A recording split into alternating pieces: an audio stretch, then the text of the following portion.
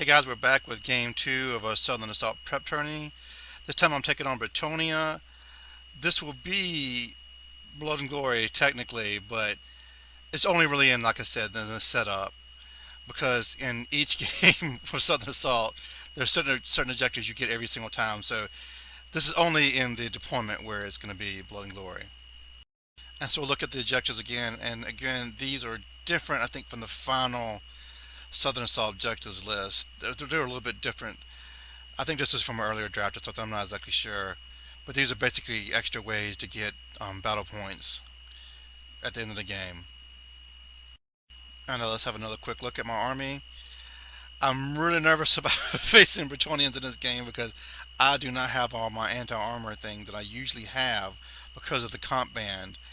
And I know with Bretonnia, they can still take lots of knights and characters and get a very good comp score. And in fact, when you see my Bretonian opponent's list, he has a better comp score than me. I think he was either 15.4 or 15.6, so he's going to get 40, 60 points bonus over me to start the game.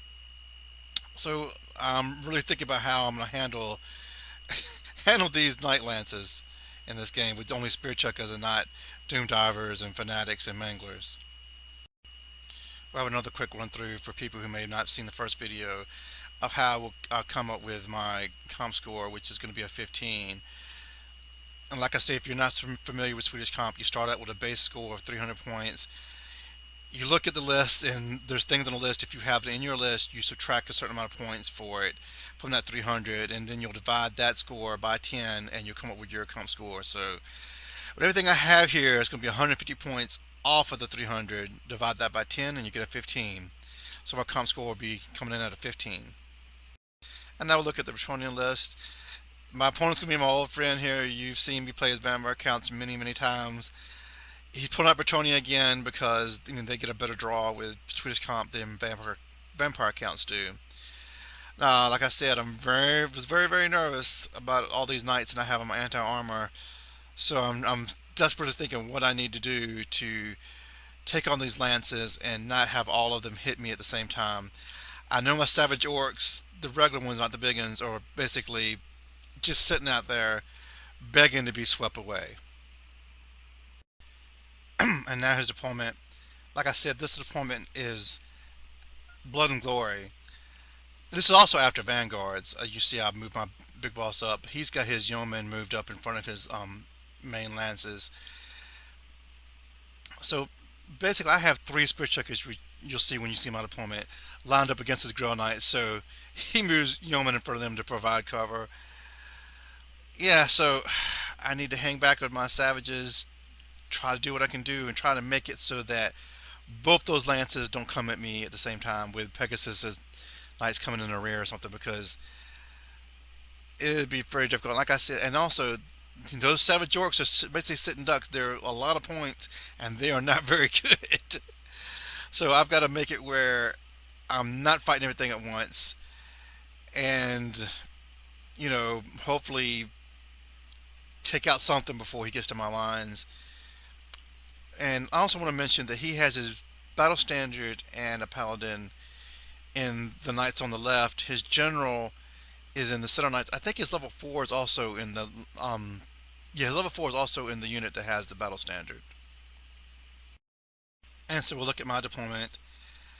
I've got my biggins pushed up a bit and the regular savage pushed back a bit, just to try to offset the idea that he might want to have everything go up my savages, because they're basically easy pickings. So with the biggins pushed up, he has a big risk of trying to charge those savages and not making it, and then my biggins can counter charge. I also have a Ragnarok over there to support the regular savages if I need to. And I'm not sure where I put my giant at. I don't see it in this picture, but he's there somewhere. Okay, I have first turn because Bretonnians are praying, and that makes them, they lose their first turn. I charged my wolf chariot at his yeoman. I think a lot of people forget that wolf chariots are movement 9. So there's, always a lot of people just think they're movement 7 for some reason. So I had a pretty easy charge to his yeoman, so he's forced to flee that or just lose the yeoman. So he flees there, and that lets me Move my big boss up to try to slow down his Grail Knights. And you see my big boss falls off the wolf on the way there. He's like, "Well, you want me to what?" Other than that, my other wolf fighters are swinging around the building. It's right now very difficult for them to try to get that trebuchet. And my single troll up there, he has failed stupidity and swooped forward. Now he's out of general's range. He's having a tough time keeping any control of him right now. All right, Bretonnia in turn one. He's going to charge the big boss. I'll hold just so he can't redirect into my chariot. And as you can already see, he destroyed my big boss easily. His yeomen rallied and they've swooped back around in front of his Grail Knights. Last turn, my spear chuckers were completely ineffective shooting against his Grail Knights. Um, so again, his magic, he's going to get, I think it's a 5+ ward against the yeoman in the middle. So he's lunging towards me, and right now I don't have a lot of hope of slowing him down. My turn two, and miracles happen. My troll passes his stupidity, which lets him charge the yeoman. He needs a 10. My opponent, he stands and shoots, I think, and he does a wound to my troll. Now my regular my biggins here, they need a 10 to make it to the yeoman too. I'm like, well, I'm just gonna go ahead and charge, and I make it. So now I'm in a position where, um he didn't think I would make the charge, so that's why he doesn't flee his yeoman. I make it rolls a 10 on both of them. Now I should destroy those yeomen easily. Should easily overrun into his general's unit. My troll will overrun towards the in a way to block the other knights. And that building's there that keeps him from easily charging anyway, because he can't wheel and get to my flank anyway. So this is like a dream scenario for me. I don't know how this happened, but I'm in a position where I can take out his general's unit and not get charged by both of those lances at the same time. His Pegasus, as you see, are blocking my wolf riders, but that doesn't really matter. I will take Pegasus wasting time blocking wolf riders any day. As we come to the end of my turn, exactly like I could have hoped for, my biggins are in the unit with his general. The troll is blocking up the battle standard unit. And not only that, my chariot took out his other yeoman, and my spear chuckers killed 3 Grail Knights. Everything's going completely my way right now. I, I mean, I got extremely lucky, but uh, I couldn't ask for a better first couple turns. So as we go into his second turn, and in the combat with his general, my champion, his champion are fighting each other. They don't wound each other. I beat him, but he holds. The best thing, the battle standard unit of his kills my troll. But if you, again, look in this building, unless he reformed completely to face my savages, he cannot go into the flank of my savages. Now, if he reforms to face my savages, then my biggins, my regular savages, can then charge the flank of his battle standards unit, which he doesn't want to happen because my turn's next. So there's no way that my biggins flank is being threatened at all right now. So I don't have to worry about that. I do have to worry about his unit coming into my regular savages. And like I've said, I mean, they're basically sitting ducks. They cannot hold. I should have reformed them into ranks, but instead I pushed them forward just to try to tempt him to charge them. And this in case, um, I was assuming he's going to kill my troll. And I thought, just in case he does reform to replace my flank, I wanted on my turn to have my savages pushed up to charge his flank if I had to. So basically, I am sacrificing the savages at this point. Oh, my turn three, things get scary. As my general's unit fails at Amazi, and they're just like sitting ducks there. Uh, it's a long charge for him to make it to my general's unit, but he could go for it. I mean, I made 2 long charges, so I'm hoping right now he charges my regular savages and doesn't just go after my bunker. Now, otherwise, you'll see my wolf riders are coming around the rear there to hopefully eventually get his trebuchet, and my giants coming around the other flank to threaten his general's unit. Now, I know his general has heroic killing blow, but right now his general's not in a position where he can attack my giant, so I'm feeling pretty safe. My other trolls moved up to try to block those Grail Knights, and I think I pick off a couple more Grail Knights with my spear checkers this turn. And here's another picture in the turn, and it looks like my Spirit Checkers did nothing to his Grail Knights actually. But you see from the Busey banner that they're holding up those Grail Knights from getting to my bunker as well. My bunker feeling animosity was very, very bad news. Because they're threatened on both sides right now. But again, I will hold off. I think I actually win again this combat against his general's unit because neither one of us break. It does look like I'm whittling down his knights a bit though. Now as we start his third turn, he's going to charge my single troll. I have to hold. He's going to charge my savages, which you're not going to see yet, and I'm going to have to hold there as well. So I'm very lucky he didn't charge my bunker and try to make that long bomb charge off on them. Now this is right here. You're going to see what I like to call the triple. This is when you need Snake Eyes to not break. You get a reroll with your BSB, and then you fail both of those and you flee. And what's going to happen when you flee? You're going to roll your double ones then.